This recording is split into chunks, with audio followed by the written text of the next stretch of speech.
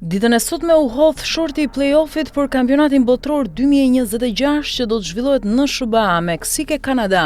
Shqipëria do të përballet me Polonin, ku do të tentojë më pas mrekullinë e madhe, kualifikimin për herë të parë në histori në një kompeticion të tillë. Ndeshja e parë e ekipit të Silvinjos do të luhet në transfert më datë 26 mars të vitit të ardhshëm. Sa i përket përballjeve direkte, Shqipëria numëron vetëm 2 fitore, 3 barazime dhe 10 disfata. Gjithsesi, ndeshja e fundit ishte ajo e 2 viteve më parë në arenën kombëtare ku Shqipëria triumfoi 2-0 fal golave të Hasanit dhe Dakut, triumf që na afroi me kualifikimin historik në Euro 2024. Kombëtarja shqiptare e futbollit nuk ka një bilanc pozitiv me Polonin, kundërshtarin e parë që na pret në play-off të botrorit 2026. Por rezultati i fundit ndaj tyre është ai që i dha një shtys Shqipërisë drejt Euro 2024 pasi fitoria 2-0 në Tiranë e blindoi në vendin e parë në grupin kualifikues.